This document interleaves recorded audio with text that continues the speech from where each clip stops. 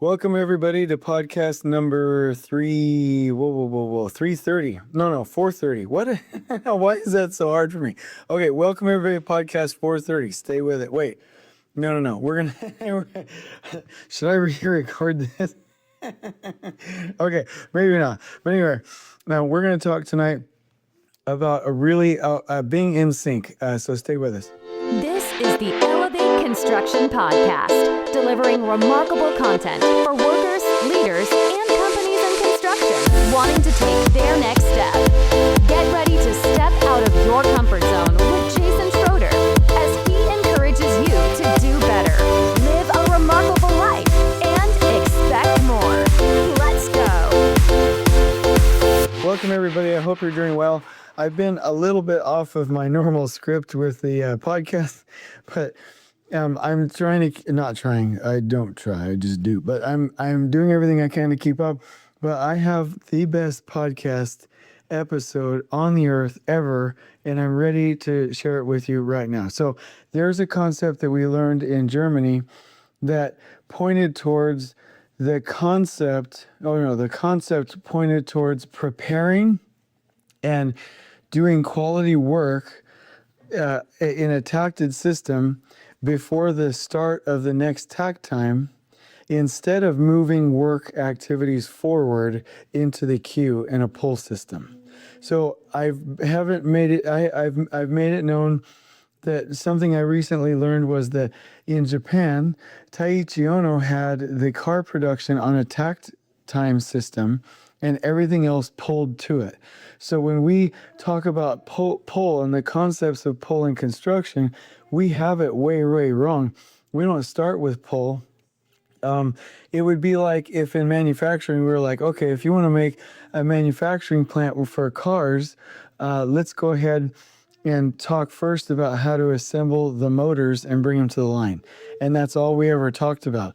And that's not like the biggest concept. It would be, how do we first establish a tact time where the line can actually work on a rhythm, and then we'll pull the motors to them. So like the construction industry focusing only on pull planning and the last planner system has it backwards. Tact time is the first principle in a production system in construction, and then pull and the last planner system in Scrum. Those are systems that pull to the tact time system. Takt is the first system. Takt is the first scheduling system. So that's the first concept here.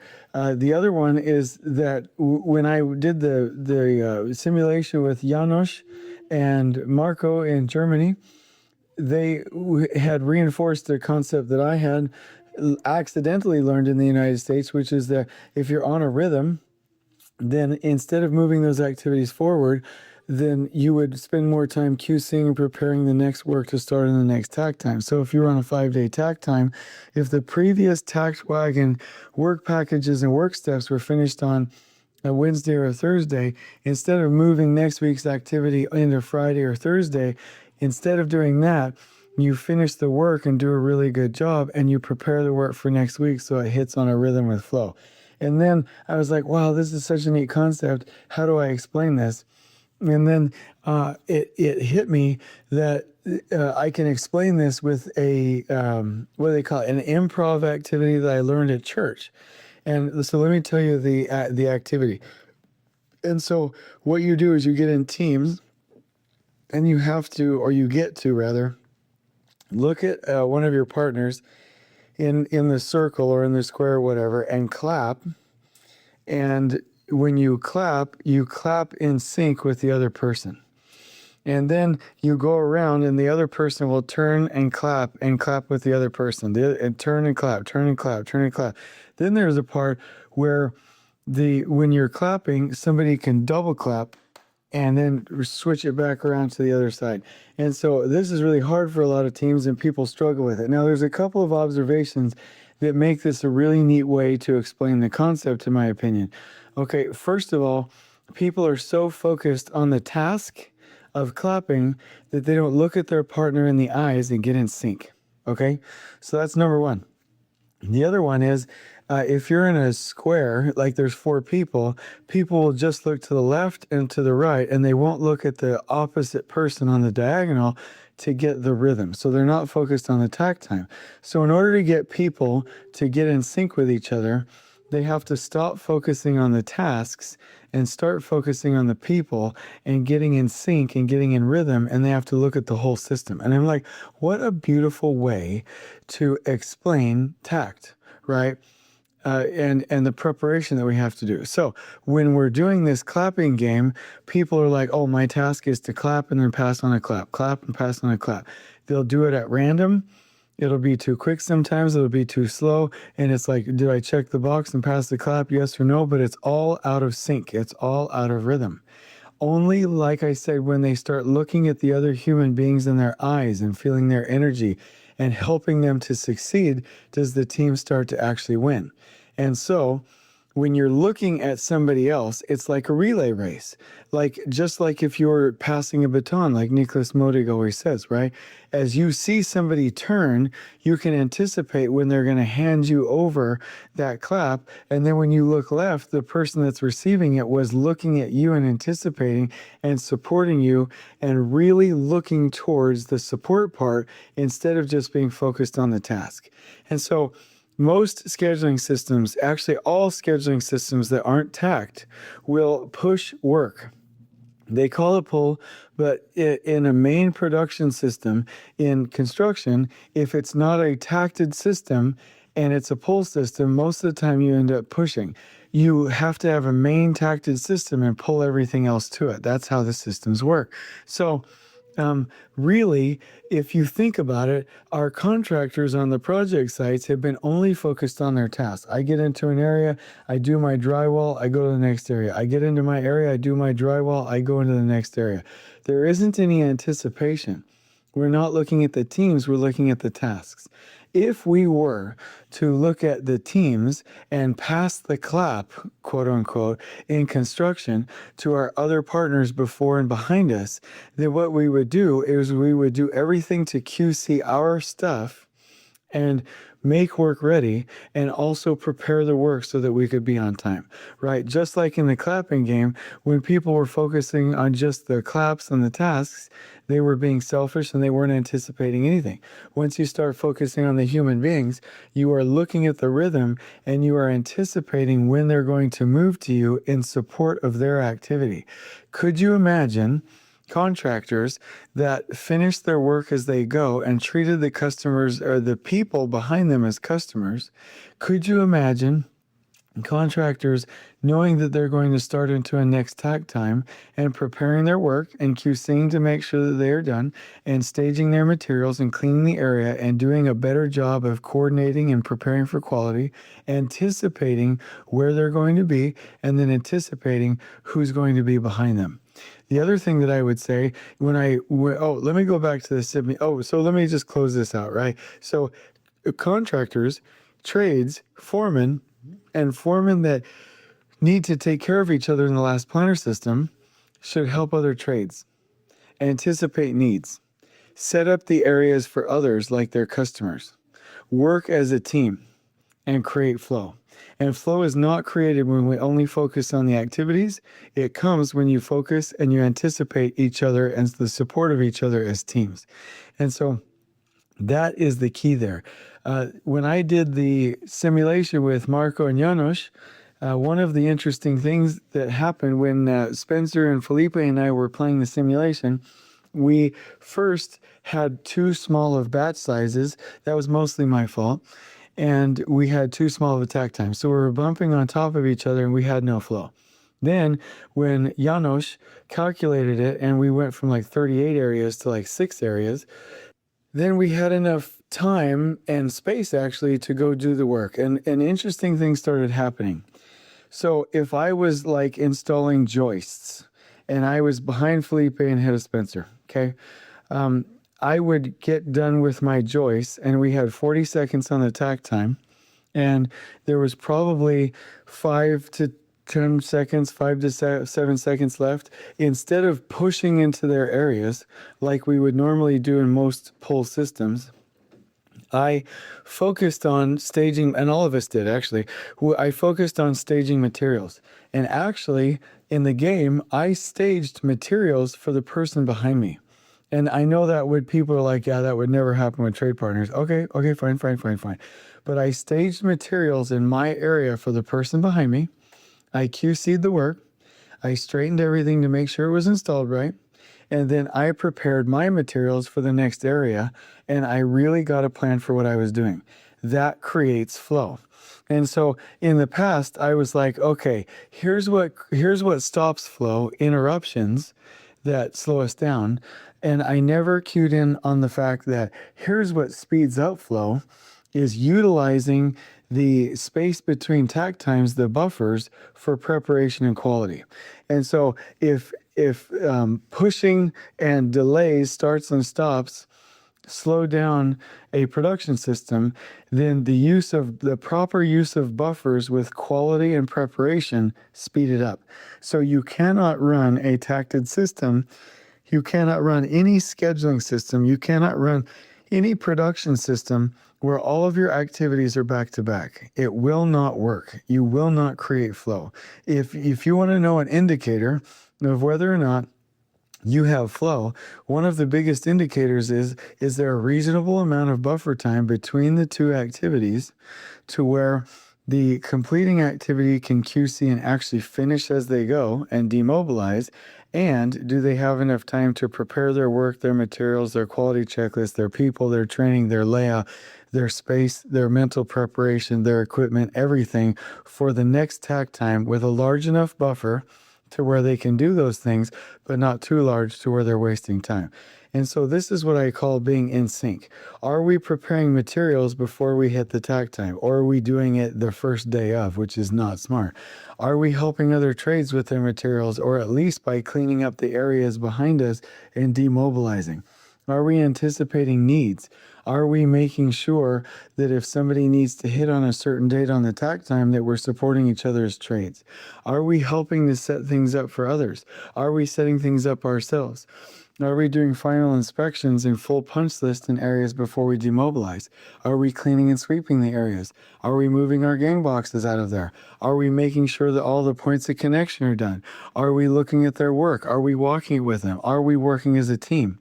It's just like the clapping exercise. Are we only focused on our siloed task, or are we looking at each other as teams and anticipating the rhythm to get in sync? And that is how you create flow. You focus on the people, not on the task. You focus on the people, not on the task. And I will say that there's another really neat example to accentuate and close out this podcast. There's a really neat game called opposing squares. And you set up squares, one more than you have team members, and you split the team in half, and you put everybody facing each other. And they have to get to the opposite side within certain parameters and certain rules. So as one team is facing towards the center and the other team is facing in the other direction towards the center, they have to get past each other, and they can pass an opposing, or they're all on one team, but they can pass somebody that's going in front of them, but they can't pass somebody in their own group. So as soon as you get two people back to back, the game is over, right? Every time that I've played that game, I tell people the rules. Okay, what's step number one? Appoint a leader. Okay, what's step number two? Communicate as a group and gather all the information. What's step number three? Make a plan. What's step number four? To communicate that plan to everybody. What's step number five? Execute, and then regroup and adapt. And so I tell them this over and over, and every time what the team does, well, they're not a team at this point, but individuals just start figuring out things on their own. They silo, or they work with one other person. They're having a bunch of disparate conversations. They're not in line, and they're focusing on the task and not the team. They're focusing on the task and not the team. And eventually, in fact, I remember one where we were out at a boot camp and I had my bullhorn and I'm like, oh my gosh, we've been out here for an hour. It's freezing and it's 9 o'clock at night. Let's go. You guys are killing me. You need to start working as a team. Appoint a cuss word leader, gather the information, and communicate, or make a plan, communicate that plan, and let's go. Stop cuss wording around, right? Like, let's go. Like, I remember getting pretty Navy SEAL like boot camp on them. And the reason is because they would never listen, right? And so the teams only start to listen when they're like, okay, let's follow the system. Who's our leader? What does everybody think? All right, so what's our plan? Okay, let's communicate the plan. When they start focusing on the people and not the task at hand, then they win because they're able to coordinate their moves and actually, and this is a perfect example, get flow and win the game. So are our trade partners focusing too much on their individual siloed tasks, or are they focused on each other as teams to help create flow? Because just like train cars, just like box cars, just like takt wagons, they're all intercoupled, and the success of one is determined by the other. And so my question would be, are our trade partners out there working as groups and seeing each other instead of the tasks? Are they anticipating each other? Are they helping each other? Are they in sync? Do they care? Are they following a common plan? Are they seeing together? Are they making sure that they're gathering the information and interacting with each other? Are they connected with their energy and their rhythm? Is everything in sync? And so my message in this podcast is that foremen and superintendents have an amazing opportunity on construction sites to be in sync. And I hope that little clapping exercise example really helped accentuate the point that I'm attempting to make, because this is game-changing thought and behavior. And if everybody did this in construction, we would have such fewer problems. And so let me just say it one more time to close it out. When they played the clapping game, you were to pass a clap from person to person. And everyone was out of sync when they were only focused on their own tasks. When they started looking at the other person's eyes and anticipating the rhythm and helping each other, that's when they got a flow. So it's only when we look at the other trade partners in the eyes and anticipating each other and syncing up and helping each other that we will get a flow in our work in construction. And so to do that, we have to hold to the takt time, make sure that each takt time has buffers, that we use those buffers for preparation and quality control instead of pushing other work, and that we're helping each other as trades, knowing that true flow comes when we prepare well and help each other to prepare before the next takt time hits. Because if we're hitting the ground running and solving problems and staging materials the first day of our takt time, we are in trouble and we are not going to get into flow. This podcast episode, even though it's probably difficult to understand the way I'm describing it, although I'm doing my best, is one of the single most important podcasts that could ever be recorded, because this is the key to productivity. When people say, yeah, we need to achieve better production out in the field, better production. Nobody on this earth, except for a few, know what that means. If you want to get better production, then you'll have smaller batch sizes. You'll limit work in process. You'll finish as you go, right? Which ties into the concept. You will reduce variation. You will optimize bottlenecks, and you will plan buffer time in your cycle times in your takt time so that you can prepare the next week's work and finish that work. And actually, if you think about it, when I was thinking about Kingman's formula, I understood the concept, but the finishing of work in a takt time and before the end in a buffer, and finishing as you go, and then preparing for the next area before that takt time hits, and not starting the next takt time or the next area before the takt time hits. That is the Kingman's formula. That is that principle. And so I would say in Takt and in every scheduling system we use, we have to follow these production laws, and Takt is the only system that will do it. I can't say it enough.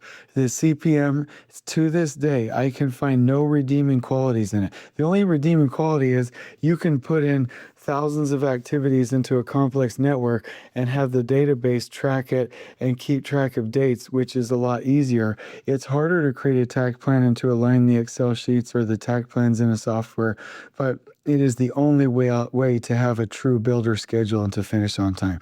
So I hope this has been helpful. My message is, let's get in sync. On we go. Please join us next time in elevating the entire construction experience for workers, leaders, and companies coast to coast.